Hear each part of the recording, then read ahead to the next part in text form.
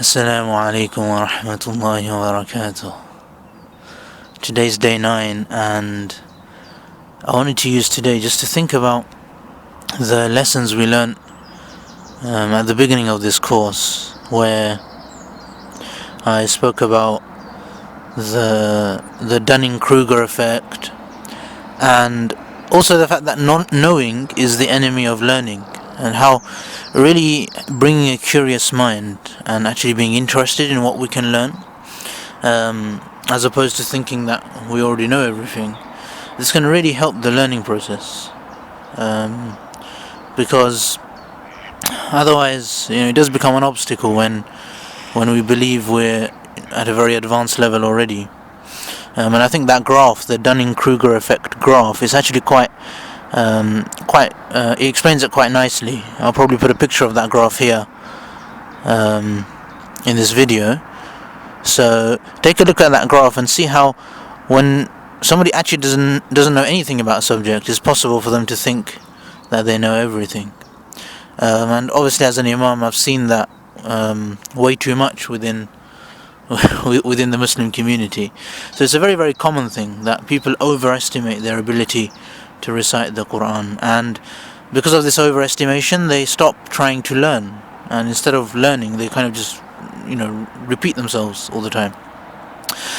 So it is very important to realize that there's very easy processes to learn to recite the Quran. It's not a complex process, and realizing, hopefully what you've realized by this point, is that reciting the Quran is something which we're always going to have to need to keep learning about, unless we take 3 or 4 years full time out of our lives and fly to another country and dedicate ourselves to this course. It's unlikely that we'll be particularly good at it, because obviously we haven't really spent that much time focusing on it. So in that case, it's very, very important to actually make sure that we're learning regularly. So realizing by now that this kind of a course, it's about the practice. It's not so much about just having information and learning something. So the more you do, even if you repeat this again, go back to the beginning and start again, doing the process will help you recite the Quran better. And then you'll be able to go to any part of the Quran and really work it out for yourself with much more ease and grace. Anyway, so that's kind of the thing, that this can be something which just on a daily basis helps you throughout the rest of your life, that you don't have to necessarily distinguish between reading the Quran and learning about reading the Quran. So you can have one session, you can have 50% of your time for learning about the Quran, and dedicate a separate time for actually practicing, like praying or reciting the Quran throughout the day. But it's very important to have a practice, to actually have a practice session. So this course is very good for that, because it takes us back to the basics, and we reinforce some of the very basic things which usually we're missing out on. Anyway, man, so it's always a good thing to do the same thing again, and very often a lot of the things in our religion are repetition, but because we get bored of them, we usually very quickly start missing the whole point. Anyway, so yesterday we done Surah Nas, and I'm just gonna start looking a little bit at the meaning. So we'll go through it word for word, and remember, now you can read it properly, so we'll be able to appreciate what the meaning is. So just remembering to breathe as well. And remember that every day we should be practicing, controlling the breath, so that when you breathe in, you actually have some breath to use to recite the Quran. Otherwise, it's going to be a bit difficult. أعوذ بالله من الشيطان الرجيم.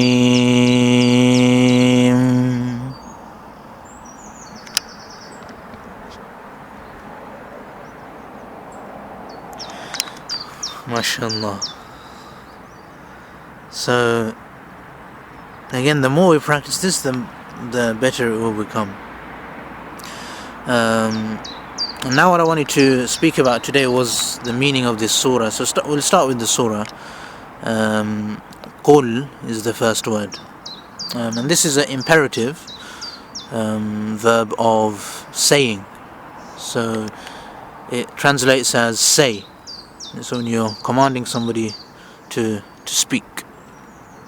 So here, who is giving the command? Allah subhanahu wa ta'ala is commanding the Prophet sallallahu alaihi wasallam to recite this.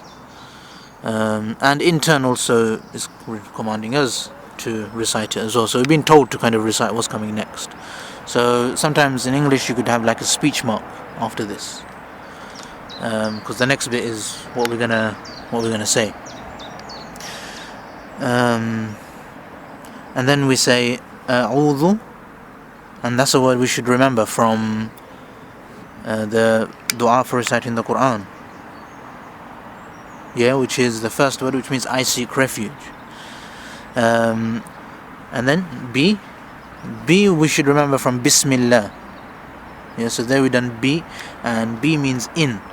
Yeah, so Bismillah, B means in, Ism means name, in the name of Allah. Yeah, so here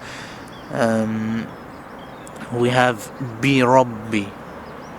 Yeah, now Rabb is the word for caretaker, for the person, the being who looks after something else, and it can actually be a human as well. So like if you own something, you can say I'm the Rabb of this in Arabic.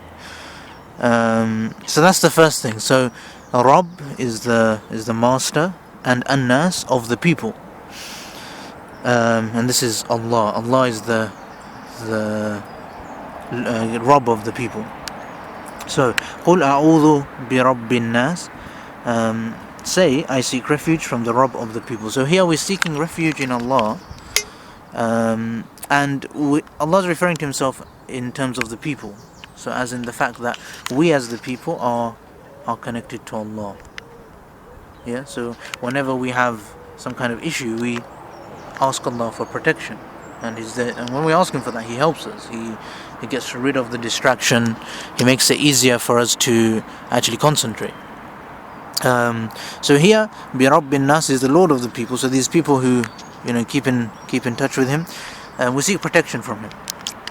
And the way I want you to understand the first three verses is that basically they're part of the same sentence. So I seek protection in the Lord, in the caretaker of the people.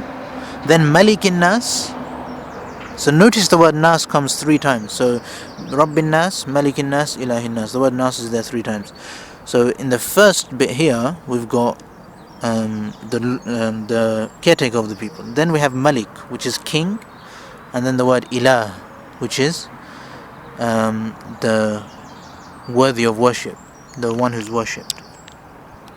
So if you look at these 3 words, Rabb, Malik and Ilah, they go kind of in stages. So a human can be a king as well. Yeah, a human can be a Malik, like in Saudi they will call the king Malik, whoever he is. So that even a human can be a king. But this Ilah, a human can't be an Ilah. This is only for Allah. Yeah.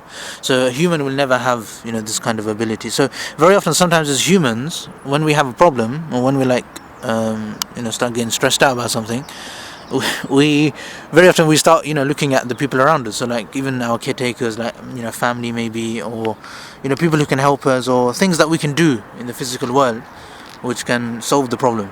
We start using our efforts. But the problem is that we forget Allah. So this is kind of how Allah subhanahu wa ta'ala, He changes the name which He uses, and all 3 times Allah is referring to Himself. That I'm your caretaker, but you kind of do all these other stuff, but you don't actually ask your caretaker.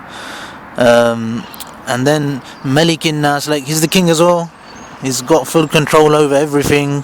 He's got he's controlling everything that's going on, completely making it go according to His plan. And when you realize that, you think like you're trying to sort it all out within the world when Allah's there for you. And then finally Allah declares that He's obviously the only one who's worthy of worship as well. So it makes it look a bit silly that we take so long to sometimes actually come back to Allah subhanahu wa ta'ala, and we kind of we just tire ourselves out sometimes. So it's important to realize that Allah is in control, and we are more than welcome to take His help whenever we need it, and He's always going to be on your side. He doesn't really give you things which you can't deal with. You're more than capable of dealing with the things which are there, and doing a course like this will really help you develop that trust in Allah subhanahu wa ta'ala, and really that taqwa which we need to have all the time. It really gets deepened a lot. So I hope you enjoyed today. I've gone over 10 minutes. Please forgive me. I'll see you tomorrow inshallah, hopefully, unless you run away, because today was 1 minute long. See you tomorrow inshallah. Assalamu alaikum.